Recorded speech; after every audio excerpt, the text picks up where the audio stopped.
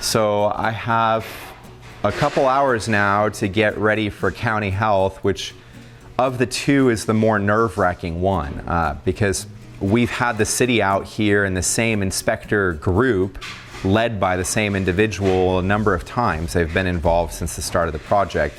County has been out here once, and this is not a conventional kitchen because in a historic building, they wanted me to put a drop ceiling into this whole place and cover up all the brick. And then they came over and they, changed their sort of tune when they saw the building and saw what we're trying to do.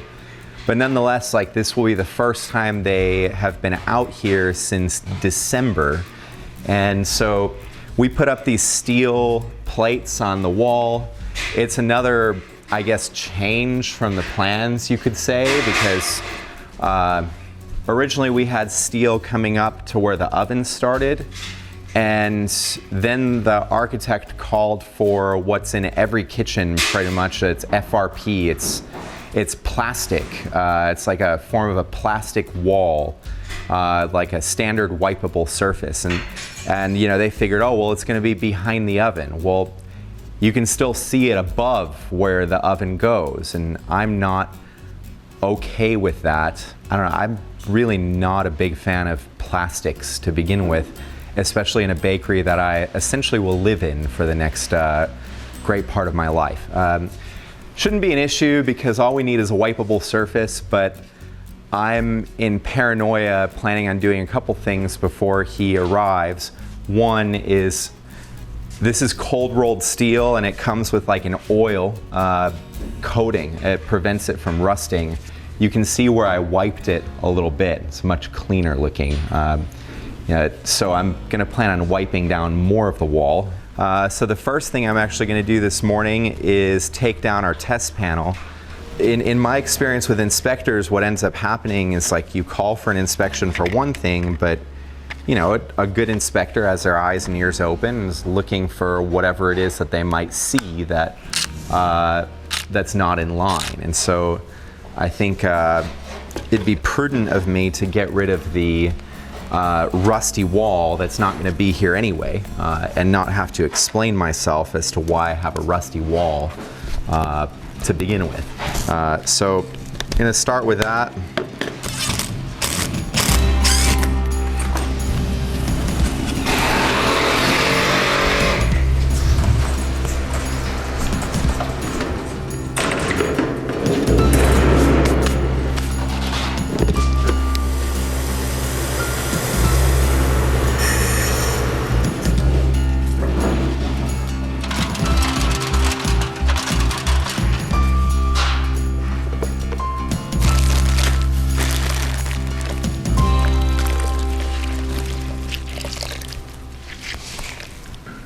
What is it about an inspector that makes them the almost mortal enemy for somebody on the other end of the construction, either the owner or the contractor?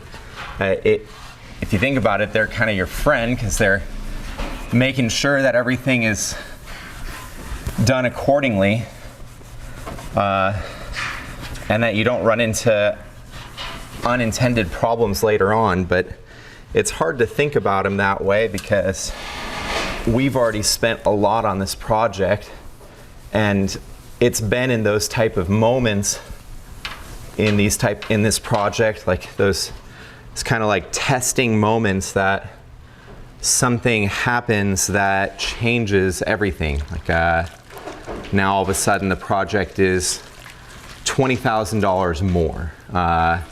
And it's going to take another 4 or 5 weeks in addition to what you have. As a business owner in particular, it's sort of hard to stomach those moments. The last time we had a major string of those was a couple months ago when we were dealing with the underground plumbing and the electrical situation all at once. In 1 week's time, we learned that we had to change the electrical panel, which was never part of the plan, and that we had to do all kinds of underground plumbing all the way out to the back of the building, which was never part of the plan. In both cases, we were planning on reusing the infrastructure that was already here in the original plan. Now, when those type of things happen, you know, it's just your responsibility to fix them. It was a huge change in timeline. We're really planning on being in here already, baking. But those two changes added, combined, about $70,000 of cost. And when they first appeared, we thought that that cost was just going to have to somehow miraculously come out of our pockets. A significant portion of it did. Some of it was able to be worked out with the city, since in this case the city has their own utility company down here, just serving the downtown district. And so they do things where they'll help invest in core infrastructure at times in certain situations if you can guarantee a certain revenue to the city utility company thereafter from the regular use of utilities. So we were able to actually get some upfront help. Now, at the end of the day, we still have to pay for it, but we get to pay for it over the course of time, and in the form of having a minimum utility bill, basically. So if our utility bill exceeds that minimum, well then in effect the use of utilities ends up paying for some of the electrical upgrade that we had to do that involved the vacuum contracting truck, something that we would never have paid for ourselves because, well, you know, we just don't have that kind of available resource as a small business. Otherwise, we just have to pay basically a minimum amount per month to cover that. For a number of years, it turned into essentially a loan. We felt a year ago when we were being forced out of our garage that we just simply weren't ready. We weren't ready for $70,000 surprises. We weren't ready to pay for a giant building that we needed to move into while also paying for our existing operation. We were still getting ready. And so all along the way, you know, every hiccup that changed the budget felt calamitous. It felt like, wow, this is going to be the thing that does us in. This $20,000 problem, this $70,000 problem. And those numbers are sort of inconceivable. Like, just a couple of years ago, if we encountered a $500 problem, we were worried.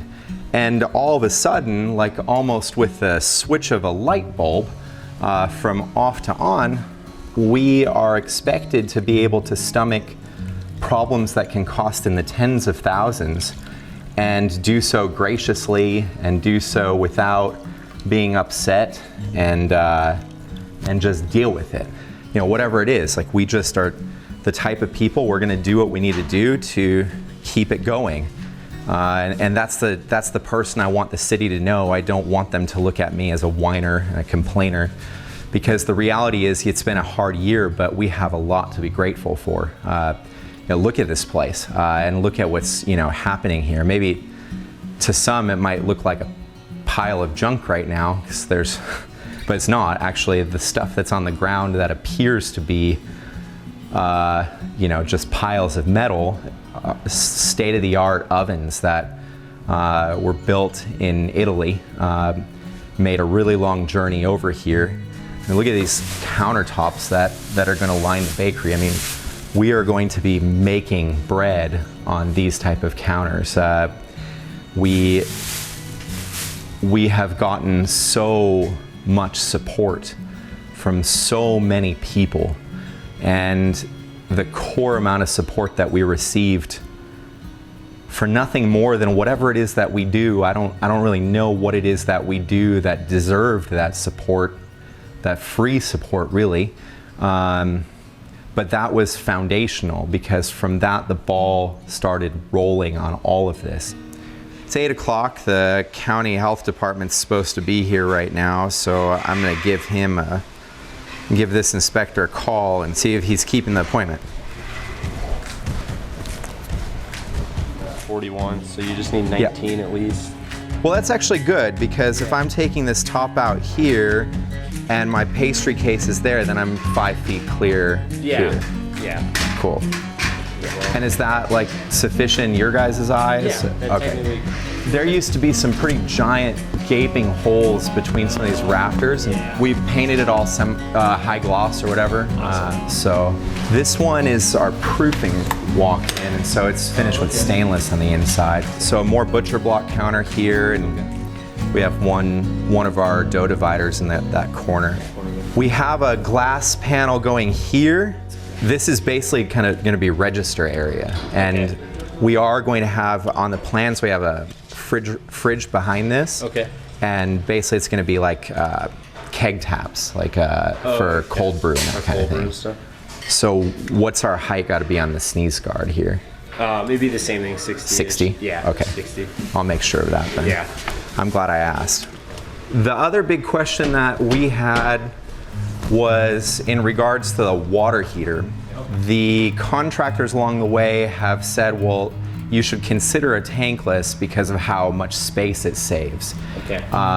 The question I have for you, according to the city inspector, was that could raise red flags with county health. Yes. So, okay. Yeah. Tell me about that. Because sometimes they get undersized for what we require sizing. Got it. So, because you're gonna have a 3-sink, right? And a dishwasher going in here. Oh, so yeah. You're gonna need for sure at least 2. Got it, for the tankless. Yeah, and that adds up significantly in cost, in relation to just a tank water heater. Yeah. So I'm gonna scratch that idea and just put a tank in the corner and call it a day. That's what I would do, honestly. Okay. It will save you way more than putting tankless in. Cool. Yeah. All right, so that answers that question. This is gonna be basically a janitor area. The mop sink was and will be back here. Okay, we're just doing another floor one. Yeah. Are we just replacing the tile with new tile, or are we going to do something different? I think we're just replacing it with new tile. Okay. Yeah. It doesn't have to go all the way to the ceiling though this time, right? If I'm deleting the shower. No, it doesn't have to. No, it would just have to be at least painted drywall. Got it. At least, yeah. So it would be at least 12 inches above the faucet would have to be tile. Got it. Going around, and then everywhere else just semi-gloss painted drywall. Okay.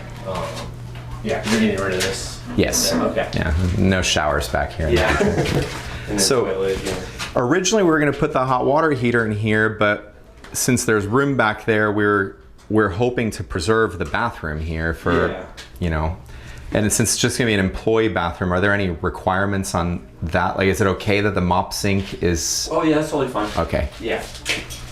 And then are we putting new tile flooring? Yes. Here? Okay. And then just make sure you have some sort of cove in here as well.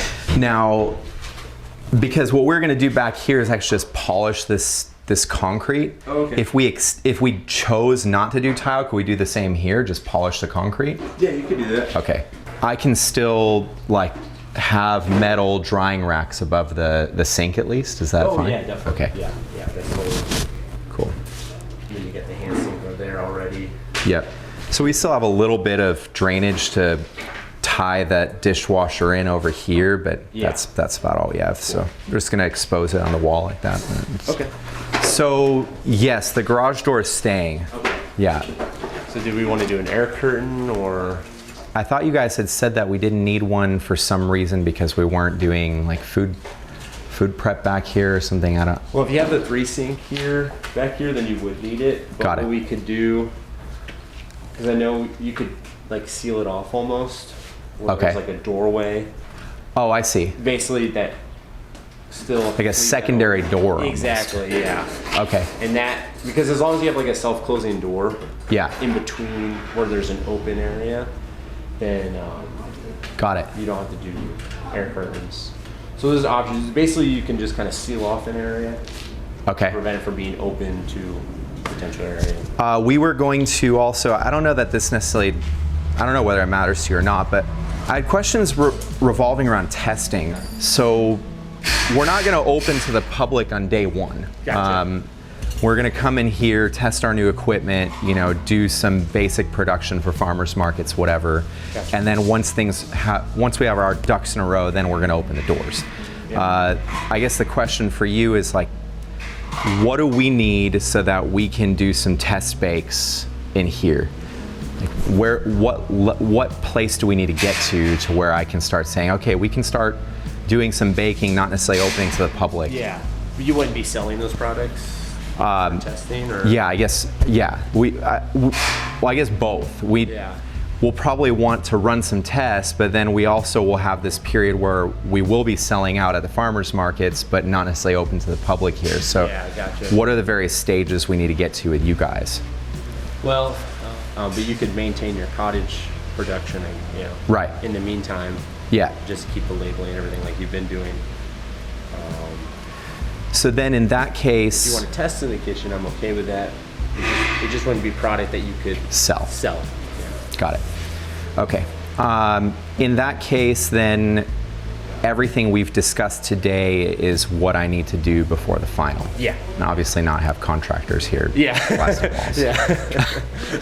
Is there ever a situation where do you guys also require a certificate of occupancy from the city before you issue a final? Is that also a prerequisite? We like to get on the same board. You know, it just depends on what's holding you up for that C of O. Got it. If you don't have it, but say it's like a TCO or something, and it's kind of something minor that the city will leave it alone. But if it's like a fire thing, right, then we're definitely hands off. Wait till the city. Because they sometimes issue some sort of temporaries, and yeah. I'm just trying to figure out all the various scenarios at the finish line. So if there's a TCO, I'm totally cool with that, because that means obviously it's good enough, you know, right, for them. For the most part, it's just something little or something. When we get to that inspection level, is just calling you, or is it? Yeah, let's. Your game plans for the end of the month, right? That's trying to. Yeah. I mean, every day that passes, that feels a little bit harder and harder to achieve. But yes, that's the goal. So, worst case, next month. Next month, yeah. Yeah. So I don't know if you want to schedule something maybe just like 2 weeks from now. I don't know if you think the progress will be enough by then. Well, so oven installation is happening starting next week. Okay. They're going to be done by I think if we're going to schedule anything, it would need to be 3 weeks from now. 3 weeks from now? Yeah. Okay. So then let's do the 28th then. And I'll text you if we're behind, I guess. Yeah, just let me know. But either way, you know, it'd probably be still a good benchmark inspection. Okay. Come in just to see, you know, just to make sure we got everything covered, our bases covered, because I don't want to hold you up or anything like that. So 28th is where we'll. Yeah, 28th at 9:30. Okay. Yeah. Cool. And then that way I can see more finishes, stuff in the back area, and I'll give you that information for the pest management. Awesome. Yeah, please do, because that way I can make a decision. Yeah, for sure. Great. Well, I appreciate you taking the time. Yeah, no problem. Yeah. All right. All right, cool. Well, I'll see you on the 28th. Sounds good. All right, thank you. you. I don't know. I like it. There's two schools of thought. Like, let somebody like figure things out, and I guess hope for the best, or like be proactive about it. And maybe different situations call for different approaches. But in this case, it's county health, and I really don't want to mess around. Like, these people can shut me down, and having been under threat of shutdown for the better part of the last year, we don't want that. So I'm so thankful that he was okay with the brick finish and the sealant coats that we did on the brick, because that was a big point of contention before. We got like info on all the valves. We got info on like the finishes on the basically baseboards, but he called them coves. We talked about the water heater. The one thing that seemed a little bit surprising was, well, I guess not, it's just been a while, was we forgot that we needed an extra barrier on this back garage door. And so it'll be interesting to figure out what we're gonna do there. This is literally our port out to the farmers markets, out to our community. Most of the bread that we make is going out into the world. Some percentage of it will stay back here, and maybe like in a perfect world, everybody would come visit us, but this is a very big city. So we're still gonna have to bring bread out to people. That's gonna be through this back door. So we need some sort of like either a self-closing door or an air curtain that basically prevents bugs from flying in, since this door is static and just is open or closed. So I suppose that's a little bit unfortunate, but we have time to figure it out. And the good news, I guess, is there was another option, is I can pay for a very expensive pest control in the meantime before I figure out this this situation. So it won't prevent us from opening, but I would rather not have a $400 or $500 bill. That alone, like a few months of that, and we've probably paid for the air curtain and all the installations of that. So it wasn't a $10,000 issue. We're only talking about maybe $1,000 or $2,000 this time with the air curtain, and everything else is no big deal. So, in my world, I think it was a pretty good overall experience, except for this water heater situation, which that's kind of the bigger concern, is we've got to figure that out before we can move forward on the gas inspections. And we've got to get the gas inspections supposedly done within 2 days before the oven installers come. So I don't know if that means I'm going to finally have to tell my GC that it's actually next week that the oven installers are coming. Maybe not. We still need a little bit of a sense of urgency ahead of this. So yeah, that's where we are. Not bad. Both inspections done. I think like everything we've done this morning is a perfect representation of why projects keep getting delayed.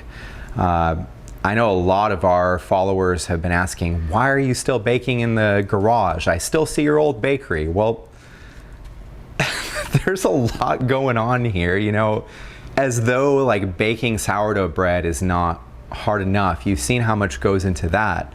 But setting up the infrastructure to bake sourdough bread in particular, there's a lot of considerations and a lot of outside forces that are weighing in. Right now, I'm completely dependent on electricians and plumbers and contractors, tradesmen, woodworkers, HVAC people, general contractors, city officials, county officials, all these various parties, my architect, engineers, there's over a dozen parties that are involved, all of which have an impact on whether we're allowed to operate out of this space or not.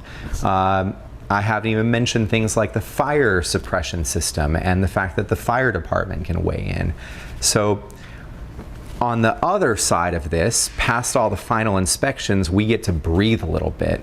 And that doesn't mean that we're free of regulation. That just means that we get to finally operate. And so long as we're following all the rules that we originally set up as, we're okay. We're subject to whatever regular inspections, which is not that big a deal. Like the health department comes once every 6 months, I think. And so, we already keep those health standards even at our cottage setup, so that shouldn't be an issue to us. But this setup process is intense, and so now that I've spent a little bit of my morning on this, I'm going to start, I gotta get a call with GC and figure out what's gonna happen with gas. And then I gotta start worrying about selling bread again. So we gotta get in touch with the community today, get delivery orders going, get all of our wholesale orders in for Wednesday, check on the production team. So my other life will start now that, I've done a little bit on this end. So that's what's going on, really. But it's been fun. A lot of learning, a lot of good and bad stress, and in the end, it's all for a reason. That original vision, creating this open concept, beautiful, open to the public experience that showcases what we love to do, is bake bread. And I'm looking forward to being able to worry a little bit more about baking bread and a little bit less about passing inspections. But between here and there, we still got a little work to do. So I'm gonna get back to it.